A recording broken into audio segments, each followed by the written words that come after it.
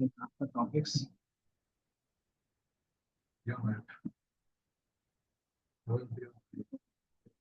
Types of machine learning में ये सारा चीज देखे थे जो हम कवर कर रहे थे ना। सुपरवाइज में डिफरेंशियल्स और क्लासिफिकेशंस हुआ था। अनसुपरवाइज में क्या था, क्लस्टर और डायमेंशनल रिडक्शन। क्लस्टर का मतलब क्या होता है बताओ? ग्रुपिंग है ना। आप क्या करते हो, ग्रुपिंग करते हो बेस्ड ऑन द पैटर्न या फिर बेस्ड ऑन द कैरेक्टरिस्टिक्स। तो ये दो चीज के बेस पे क्या करोगे आप, क्लस्टर बनाओगे। दूसरा क्या होगा कि डायमेंशनली रिडक्शंस। इसका मीनिंग क्या होता है कि आपके पास जितने भी कॉलम्स हैं, कि मान लो आपके पास क्या है, एन नंबर ऑफ कॉलम्स है, मान लो 50 कॉलम्स है।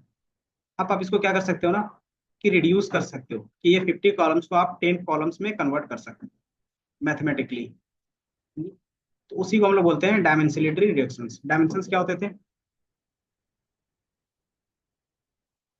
2D 3D 4D ND। तो इसमें बेसिकली हम लोग जो हमारे पास कॉलम्स होंगे ना, उसको यहाँ पे क्या बोलते हैं, डायमेंशन बोलते हैं। तो उसको आप क्या कर सकते हैं, रिड्यूस कर सकते थे। हाँ, बाहर से कोई नहीं, अब क्या कहें, बात करते हैं उनसे भी। तो हमारे पास क्या था, डायमेंशनल रिडक्शंस में कॉन्सेप्ट होता था कि आपके पास 10 नंबर ऑफ कॉलम्स है, आप उसको रिड्यूस करके क्या कर सकते हो, 5 नंबर 2 नंबर जितना आप रिड्यूस करना चाहो कर सकते हो। इसका एडवांटेज क्या है कि आपको डायमेंशन रिड्यूस हो जाएगा, आप इजी कैलकुलेट कर सकते हो। डिसएडवांटेज क्या होगा कि मे बी कुछ ना कुछ डेटा लॉस हो जाएगा। डेटा लॉस हो जाएगा, डेटा लॉस मतलब कि जो फीचर्स आपको एक्सट्रैक्ट करने थे वो मे बी ना हो सके कभी कभी। तो वो क्या होता है, डिसएडवांटेज होता है डायमेंशनल रिडक्शन। ये दो चीज समझ में आई। तो हम लोग क्लस्टर्स पे काम करेंगे। क्लस्टर्स इसमें क्या होते हैं, तीन एल्गोरिथम्स आपके होंगे। पहला आपके पास होगा के मीन क्लस्टर। दूसरा हमारे पास होगा डीबी स्कैन।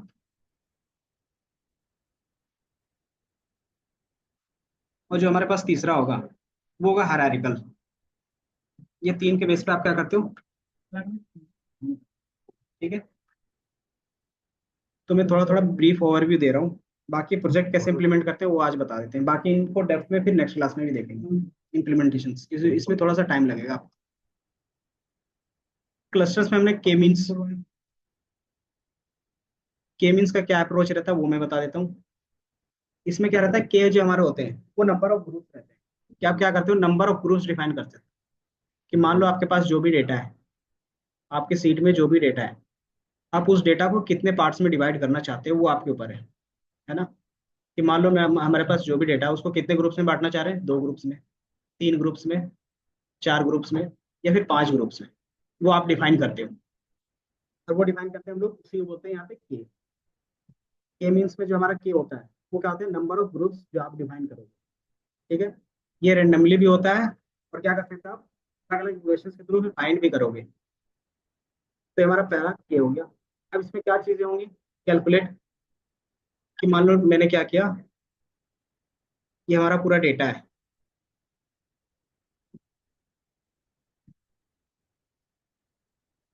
ये हमारे पास क्या है, पूरा डेटा है। अब इसको मैंने बोला कि जो हमारे पास जो डेटा है उसको क्या करो, 2 ग्रुप्स में डिवाइड कर दो।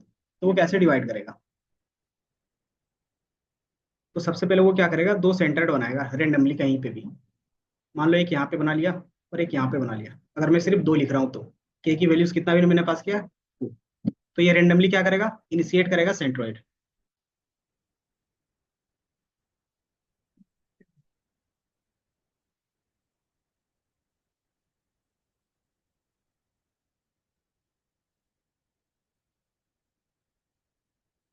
तो ये जो ग्रुप बना हमारा 2, इसमें आप क्या देख सकते हो कि ये क्या करेगा, डिस्टेंस कैलकुलेट करेगा।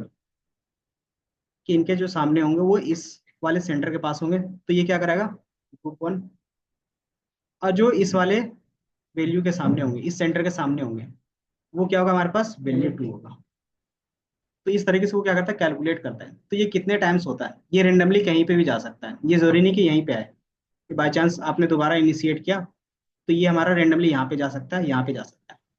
तो हम लोग कैसे कैलकुलेट करेंगे कि जो हमारा बेस्ट सेंटर होगा वो कहाँ पे जा सकता है। बाय डिफॉल्ट हमारा अगर 2 ग्रुप बना रहे हैं तो 2 सेंटर कहाँ पे होने चाहिए थे आपके हिसाब से, अगर डेटा देखे तो। पहला यहाँ पे होना चाहिए पहले ग्रुप के लिए, और दूसरा यहाँ पे दूसरे ग्रुप के लिए, है ना। कि यही सेंटर लग रहा है मुझे सारे डेटा का, है ना। और यहाँ पे लग रहा है इस ग्रुप का सारे डेटा का सेंटर यहाँ पे लग रहा है। ये पता चल रहा है। इसका सेंटर यहाँ पे, इसका मीनिंग क्या हो गया कि जो हमारे पास ये ब्लू पॉइंट है उससे सबके बीच का डिस्टेंस क्या होगा, मिनिमम होना चाहिए, है ना। मिनिमम मतलब वेरिएंस जो होना चाहिए वो कम से कम होना चाहिए, है ना। और यहाँ पे जो दूसरा ग्रुप हमने बनाया उसमें भी क्या है कि हर एक डेटा पॉइंट्स का जो डिस्टेंस होना चाहिए वो मिनिमम होना चाहिए, कम से कम होना चाहिए, है ना। तो जब हम लोग इसको डिफाइन करते हैं कि ये जो रेंडमली इनिशिएट हो रहा है वो क्या करेगा, बार बार चेक करेगा हर एक डेटा पॉइंट्स के बीच का वेरिएंस, और जहाँ पे उसको वेरिएंस मिनिमम मिलेगा वहीं पे ये सेंट्रोइड ऑटोमेटिकली क्या होगा, फाइनल हो जाएगा। ये समझ में आया कि जितना कम आपका वेरिएंस होगा वही हमारा क्या होगा, बेस्ट वेरिएंस होगा ना, सॉरी बेस्ट हमारा सेंटर होगा। क्योंकि हम लोग कैसे सेंटर फाइंड करते हैं किसी भी चीज का रेंडमली करना हो तो कैसे करेंगे। कि मान लो हमने रेंडमली 3 यहाँ पे डेटा पॉइंट्स ले लिए, पर मैं यहाँ पे इसको इरेज कर दूं। मान लो ये हमारे पास क्या था, पूरा डेटा पॉइंट था, ये हमारा डेटा पॉइंट था। मैं यहाँ पे 3 पॉइंट ले रहा हूँ, एक यहाँ पे ले लिया, एक यहाँ पे ले लिया, और एक यहाँ पे ले लिया। तो बताओ किस वाले डेटा पॉइंट से हमारा मिनिमम डिफरेंस आएगा और किससे मैक्सिमम डिफरेंस आएगा, हर एक डेटा पॉइंट से। हम्म यहाँ से इनका कैलकुलेट करोगे मिनिमम आएगा, लेकिन इसका कैलकुलेट करोगे यहाँ से इस वाले पिंक वाले से तो क्या होगा, मैक्सिमम होगा। तो इस तरीके से कैलकुलेट करोगे ना, तो मान लो कि ये फर्स्ट टाइम में यहाँ पे इनिशिएट हुआ, तो इसका जो वेरिएंस आया कुछ वैल्यू आएगा। वेरिएंस वेरिएंस क्या होता था कि जो भी आप एक डेटा पॉइंट लेते हो उससे हर एक डेटा पॉइंट्स का डिफरेंस रहता था हमारा वेरिएंस। ये याद रखना हमेशा। देन मान लो दूसरा डेटा पॉइंट्स हमने मिडिल में लिया, तो इसका भी वेरिएंस हर एक डेटा पॉइंट्स के साथ कैलकुलेट होगा, उसका भी कुछ वेरिएंस आएगा। एंड देन थर्ड वाले का भी कुछ वेरिएंस आएगा। अब इसमें से जो मिनिमम वेरिएंस होगा वो किसका हो सकता है, जिससे डिस्टेंस कम होगा ना। तो आप देखोगे हर एक का डिस्टेंस किससे कम है, सेंटर वाले से, है ना। हर एक वैल्यूज का जो डिस्टेंस है वो सेंटर वाले से कम है। तो वो आपको ऑटोमेटिकली पता चलता है ये इसका वेरिएंस कम है। अगर वेरिएंस कम है तो मतलब यही क्या होगा, इसका सेंटर हो सकता है। तो इसी को फिर क्या करते हैं हम लोग, ऑटोमेटिकली सेंटर डिफाइन कर देते हैं जब हमने के बोला है तो। और ये कब होता है, ये मल्टीपल टाइम्स होते हैं, ये इटरेशंस के थ्रू क्या होता है ना, कभी यहाँ पे इनिशिएट होगा, कभी यहाँ पे इनिशिएट होगा, कभी यहाँ पे इनिशिएट होगा। वो रेंडमली इनिशिएट होते रहेगा जब तक उसको एक बेस्ट ना मिल जाए या फिर आप स्टॉप ना कर दो। ठीक है। इसी तरीके से इसके लिए भी होगा कि कहीं पे भी होगा, फाइनल क्या होगा, जिसका वेरिएंस कम होगा वही हमारा क्या होगा, सेंटर होगा। और उसी के बेस पे क्या होगा, सेंटर के जो आसपास वैल्यू होंगे वही उसका क्या होगा, एक ग्रुप बन जाएगा। इसका एक ग्रुप बन गया और ये इसका अलग ग्रुप बन गया। तो हम लोग क्या किए, जो भी हमारे पास पूरा डेटा था अब वो दो ग्रुप में इजिली सेग्रीगेट हो गया।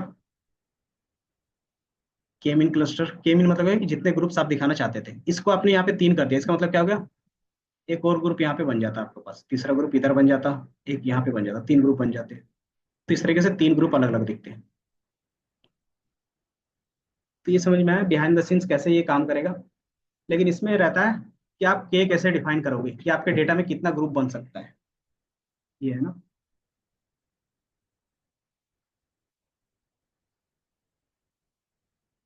सबसे कम्प्लीकेटेड से काम करेंगे तो ये सारी चीजें करते हैं। तो ये हमारा क्या होगा कि इसमें बेस्ट रहता है, आपका रहता है कि आप के कैसे डिफाइन करोगे, यही कॉम्प्लेक्स रहता है।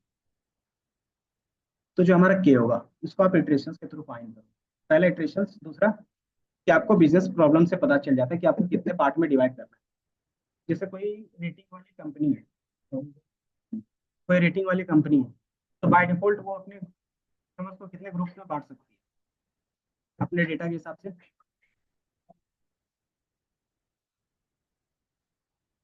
अगर स्टार के बेस पे बांटना हो तो 5 हो सकता है। तो ये क्या बोलते हैं, गुड बेटर बेस्ट, इन तरीके जिस तरीके से बांट सकते हैं तो आपको पता चल जाता है कि कितने ग्रुप बना सकते हैं। तो बिजनेस प्रॉब्लम के हिसाब से आपको पता चल जाता है। दूसरा, आप क्या करते हो, इसको लूप में चला के देखते हो कि फर्स्ट टाइम में हमने 2 रखा, 3 रखा, 5 रखा, 7 रखा।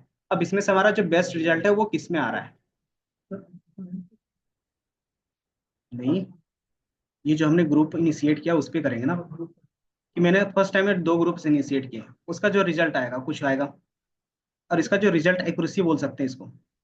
तो जिस तरीके से सुपरवाइज में एक्यूरेसी देखते हैं इसमें भी एक्यूरेसी देखेंगे। तो इसमें जो एक्यूरेसी चेक करेंगे वो हम लोग कैसे करेंगे, इनका भी एल्गोरिदम होता है हमारे पास, सिलोटी स्कोर। इसको बोलते हैं सिलोटी स्कोर। क्योंकि क्या होगा, कहीं ना कहीं एक्यूरेसी फाइंड करना पड़ेगा ना। हम्म तो इसमें आपका वैल्यू 1 के आसपास होगा, मतलब वो बेस्ट है।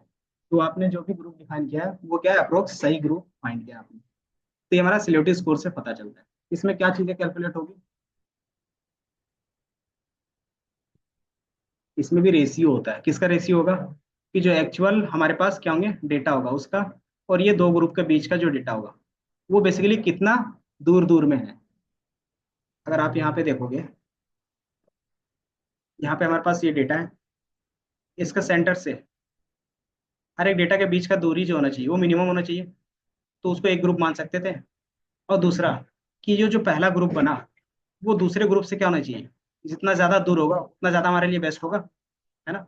तो एक ग्रुप से दूसरे ग्रुप के बीच का डिफरेंस, और हमारे सेंटर से लेके एक सेंटर के डेटा का दूसरे डेटा के बीच का डिफरेंस, वो दोनों का रेशियो ही हमारा क्या होता है, सिलोटी स्कोर।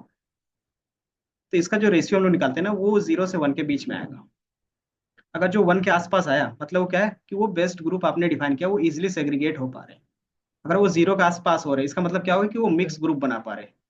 कि आपने ग्रुप तो डिफाइन किया लेकिन बहुत सारे डेटा क्या है आपस में मिक्स। तो ये सिलोटी स्कोर से हम लोग वहाँ पे चेक करेंगे, इस समझ में। और के की वैल्यू हम लोग इटरेशंस के थ्रू चेक करेंगे। तो इसमें टाइम टेकन है, और हम लोग क्या करेंगे इसको फिर हाइपर पैरामीटर ट्यूनिंग के थ्रू चेंजेस करेंगे। ये समझ में आया।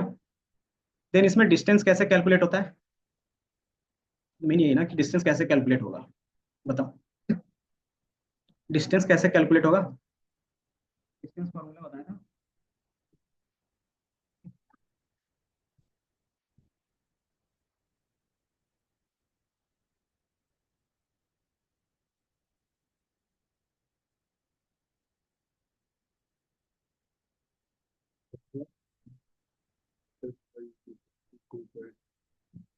बताओ, ये जल्दी बोलोगे तो कैसे होगा।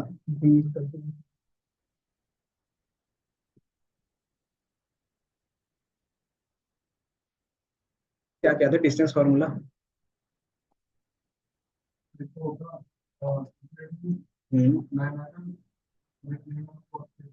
मीन कॉस की ये तीन थे ना। जब हमने नाइन्थ में पढ़ा था वो कौन सा था, है? अरे नहीं, ये तो अगर यहाँ पे देखोगे तो हमने ये फॉर्मूला पढ़ा था ना, x2 - x1 का whole square plus y2 - y1 का होल स्क्वायर। इसी को हम लोग बोलते हैं यूक्लिडियन डिस्टेंस, समझे। तो ये हमारा क्या हो गया, यूक्लिडियन डिस्टेंस हो गया। मैनहट्टन क्या था, कि जो उसका लॉन्गेस्ट डिस्टेंस होगा, या फिर आप क्या करते हो, जो प्योर लेंथ होता है जो भी हमने यहाँ पे कैलकुलेट किया था, तो हमें ए बी और सी रहता था। तो हमारा जो मैनहट्टन होता था वो क्या रहता था, पूरा डिस्टेंस कवर करते थे उसको बोलते थे। कि आप शॉर्टेस्ट पाथ नहीं लेते थे उसमें। तो ये हमारा क्या हो गया, कोऑर्डिनेट पाथ होता था। ए और बी का जो लेंथ होगा वो प्लस बी और सी का जो लेंथ होगा वो। तो ये हमारा मैनहट्टन कहलाता था, समझे। और ये दोनों का जब कॉम्बिनेशन यूज करेंगे तब हमारा वो क्या होता है, मीन कॉस्टिंग कहलाता है। तो यही डिस्टेंस फॉर्मूला के बेस पे क्या करता है, यहाँ पे कैलकुलेट करता है डेटा के बीच का डिफरेंस। क्योंकि वो क्या करेगा, जो भी आप सेंटर इनिशिएट करोगे उससे तो डिफरेंस ही निकालना है ना। तो डिफरेंस ये तीनों तरीके से निकाल सकते थे। अब इसमें से भी क्या रहता था, टाइम कॉम्प्लेक्सिटी, तो उसके लिए क्या रहते थे, behind the scenes। उसमें से भी कुछ कुछ था जो सिर्फ नाम बताया था, याद है। नहीं, केडी ट्री थे, केडी ट्री, और दो तीन थे। डिसीजन ट्री तो वो अलग था। वो हमने बताया कॉम्प्लेक्सिटी के बेस पे, कि किसमें हमारा जल्दी कंप्यूट होगा। ये हो गया कैलकुलेशन कि आपका ये डिस्टेंस फाइंड करें। अब इसमें से भी बेस्ट डिस्टेंस मतलब जल्दी से कौन कैलकुलेट करते हैं, दो तरीके होते हैं ना, कि पहला फॉर्मूला के बेस पे करो, दूसरा सीधा शॉर्टकट कैलकुलेट करके। तो एल्गोरिथम क्या करते हैं ना, अलग से उनको और भी शॉर्टकट बना देते हैं, मतलब आपका टाइम और भी क्या करते हैं, रिड्यूस करते हैं। तो वो भी हम लोग यूज करते थे आगे। बाकी ये अनसुपरवाइज था। अनसुपरवाइज क्या होता था, इसमें जितने भी अनलेबल डेटा होते थे उसको हम लोग क्या करते थे, प्रेडिक्ट करते थे एज आउटपुट ग्रुप्स के बेस पे। तो ये हमारा क्या है, एक बेसिक इमेज है। इसमें क्या चीजें समझ में आ रही है बता सकते हो। यस, क्या चीजें हो रही हैं इसमें।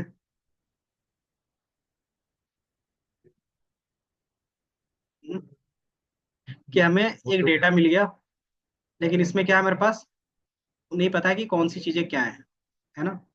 देन हमने इसका क्या किया, एनालिसिस किया। इसमें कुछ एल्गोरिदम्स यूज किए। मान लो अभी हम लोग क्या कर रहे हैं, के मींस का यूज कर रहे हैं। देन उसमें क्या होगा, कैलकुलेशंस होंगे। कैलकुलेशंस के बेस पे क्या होगा, वो अलग अलग सेग्रीगेट कर देगा उनके पैटर्न के बेस पे। तो आप देखोगे यहाँ पे मिसक्लासीफाई हो रहा है, क्यों? क्योंकि इनका जो पैटर्न है सेप और इनका सेप सेम है, सिर्फ कलर अलग है थोड़ा सा। तो क्या कर रहा है कि इन चीजों को इस तरीके से तीन क्लास में डिवाइड कर रहा है। कि हमने के की वैल्यू तीन रखा है, तो वो तीन क्लास में डिफाइन करके आपको इस तरीके से क्या करेगा, सेग्रीगेट करके डेटा दे देगा, मतलब अलग अलग ग्रुप्स में। तो ये सारा काम किस में होता है, अनसुपरवाइज में होता है। तो ये आपको इमेज बेस पे है, क्या विजुअल्स फॉर्मेट में आपको दिख रहा है। लेकिन जब आप वहाँ पे पास करोगे तो वहाँ पे सारी चीजें नंबर के बेस पे होंगी है ना। बाकी फिर नंबर्स को हम लोग क्या कर सकते हैं, दोबारा लेबल कर सकते हैं। कि अगर हमारा लेवल 0 होगा तो उसके जगह पे क्या कर दो, चिल्ली दिखा दो। जहाँ पे हमारा लेवल 1 होगा वहाँ पे क्या दिखा दो, ब्रिंजल दिखा दो। जहाँ पे हमारे पास क्या है, लेवल 2 है, उसके जगह पे क्या दिखा दो, अनियन दिखा दो। तो इसके बेस पे क्या हो, इसके बेस पे क्या करते हैं हम लोग, फिर इमेज शो करवाते हैं। तो इस तरीके से चलता है। ये सेम तरीका है जो हमने बताया कि ये क्या करता है, लर्निंग प्रोसेस मशीन लर्निंग में क्या करता है, लेबल करता है सूडो। देन उसके बेस पे क्या करता है, एक अपना खुद का मॉडल बनाता है। अब उसके बेस पे क्या करता है, वो चेक करता है कि कौन सी चीजें क्या है। तो वो इजिली क्या करेगा, फिर बता देगा कि कौन सी चीजें कहाँ पे ट्रेनिंग के टाइम में। बाकी जो हमने बताया वही सारी चीजें हैं। बाकी ये क्या है, एसोसिएशंस, जो हम लोग को अभी नहीं देखना है। बाकी ये क्या है, नोट्स पे यही सारी जो चीजें हमने बताई हैं, वो सारा चीज आपको यहाँ पे लिखा हुआ मिल जाएगा। ये दिख रहा है कि यूज क्यों करते हैं, मोटिवेशंस फैक्टर वो तो इजी पता है। अनसुपरवाइज लर्निंग का यूज केस क्या होगा, यूज केस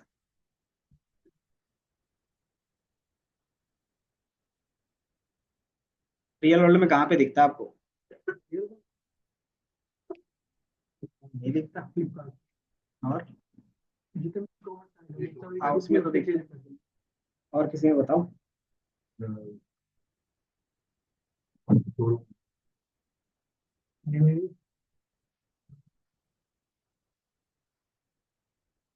लैपटॉप,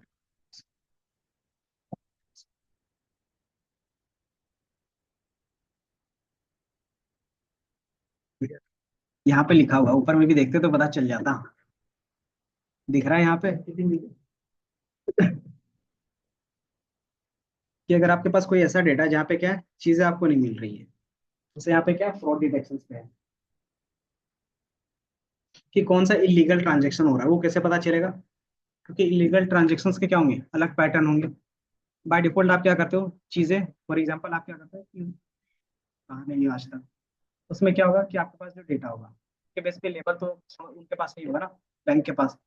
तो वो लेबलिंग करेंगे पहला, फिर वो क्या करेंगे, प्रिडिक्ट करेंगे। दूसरा कि आपके पैटर्न के बेस पे, ट्रांजेक्शन के जो लोकेशन बेस पे होगा कि एक ही लोकेशन पे है तो मतलब वो फ्रॉड नहीं है। पर वही दूसरा लोकेशन से ऑटोमेटिकली होता है तो वो अलग ग्रुप बन गया। तो वो जैसे ही वो उस ग्रुप में जाता है, दूसरे ग्रुप में चला गया मान लो आधे घंटे बाद।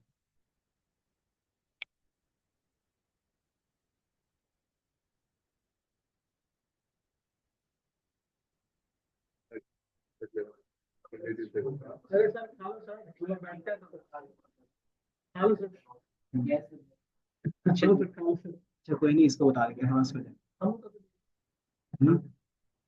बाकी मैं एक चीज जिसको आप इंस्टॉल करो, ये एक बार देख लो ओवरव्यू। दूसरा, मैंने एक और फाइल शेयर किया था आपको, यहाँ पे नहीं है ओपन। आपको मैंने ये फाइल शेयर किया था दो, ये दिख रहा है। ये क्या होगा, पाइथन की फाइल होगी ये। स्ट्रीमलीट की वजह से क्या होगा, पिकल फाइल होगा। ठीक है। ये क्या है कि आप जब भी फाइनल प्रोडक्ट बनाते हो तो आपका किस तरीके से बनेगा, रन पाइथन टर्मिनल्स। कोई नहीं, मैं एक बार प्रोडक्ट दिखा देता हूँ। बाकी इसमें आप दो चीज करोगे, पिप इंस्टॉल स्ट्रीमलीट कर लेना पहले, ठीक है। हम्म, एक इंस्टॉल कर लोगे आप पिप इंस्टॉल करके।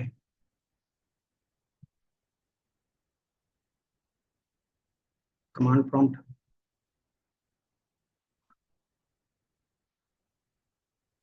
इंस्टॉलेशन कैसे करते हो तो पता है ना, पिप इंस्टॉल स्ट्रीमलीट, एक ये इंस्टॉल कर लोगे अपने इन्वायरमेंट में। मैं एक्टिवेट कर लेता हूँ फोल्डर।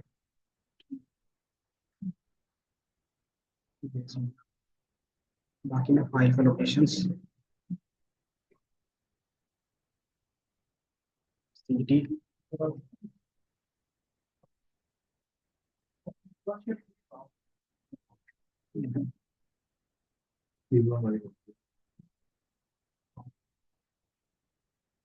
तो हम ये इस लोकेशंस पे आ गए। अब इसमें क्या करना है, आपको ये फाइल रन करना है। स्ट्रीमलीट का जो फाइल है ना, लोन प्रिडिक्शंस वाला, वो आपको रन करना है। तो रन कैसे करेंगे स्ट्रीमलीट में, पाइथन की फाइल कैसे रन करते हैं, पाइथन जो भी हमारे पास है स्ट्रीमलीट, डेटा नहीं है सिस्टम,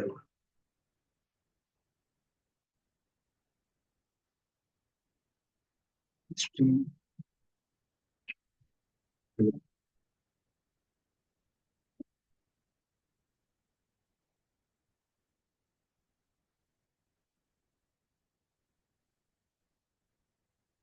अच्छा यहाँ पे है ना, फाइल का नाम क्या है, क्लास।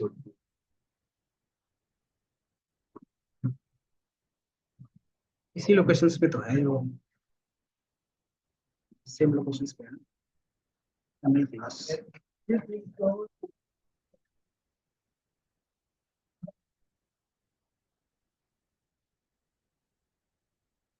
कौन से सर,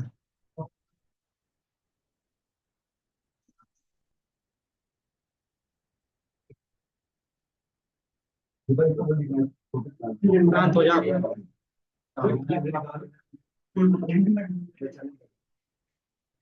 यस, सही से बैठोगे,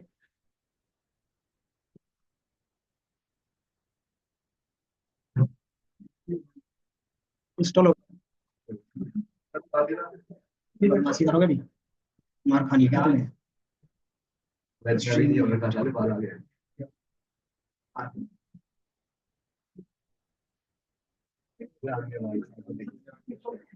इंस्टॉल करने के बाद आपको सिर्फ ये रन करना है, जो मैंने एक लाइन लिखा है ना यहाँ पे, जो भी फाइल का नेम होगा। सो पाइथन इंस्टॉल स्ट्रीमलेट,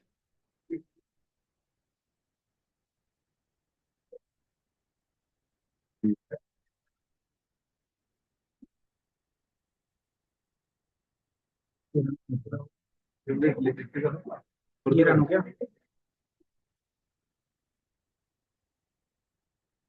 ये लिखना स्ट्रीम पाइथन डैश एम और स्ट्रीमलेट रन, जो भी आपके फाइल का नेम है, लोन अंडरस्कोर। आप जब इसको रन करोगे ना, तो ये आपका फाइनल प्रोडक्ट यहाँ पे इस तरीके से दिखेगा। ये दिख रहा है, हमारे पास क्या था, ये लोन अमाउंट के बेस पे था। इसमें क्या करते थे आप, इनकम देते थे, इनका इनकम कितना है, देन इसका कोर इनकम कितना है, देन कितने दिन के लिए वो ले रहा है, कि 12 मंथ के लिए ले रहा है, और लोन अमाउंट इसको कितना देना है, मान लो इसको क्या देना, 4,000 रुपये देंगे। और क्रेडिट हिस्ट्री कि उन्होंने पहले लोन लिया है या नहीं। एंड देन आप क्या करोगे, यहाँ से प्रिडिक्ट लोन पे क्लिक करोगे, ये दिख रहा है। तो यहाँ पे आपको इस तरीके से आंसर आएगा कि इनको लोन नहीं मिल सकता। मैंने शेयर किया है ग्रुप में, वो देख लो आप, नोटबुक पे नहीं, फाइल बना के ही कर सकते हैं इसको। ये क्या है कि आपका पास विजुअल्स देते हैं ना, मतलब आप इंटरफेस बना रहे हो, है, दोनों अलग अलग है, एक क्लासिफिकेशंस का है, एक प्रिडिक्शंस का है, दोनों में से कोई भी यूज कर सकते हो। उसके लिए सिर्फ स्ट्रीमलीट चाहिए, और रन करने के लिए हमारे पास क्या होना चाहिए, पिप इंस्टॉल लिखते हैं। बस आप सीएमडी में जाकर रन करोगे। हाँ,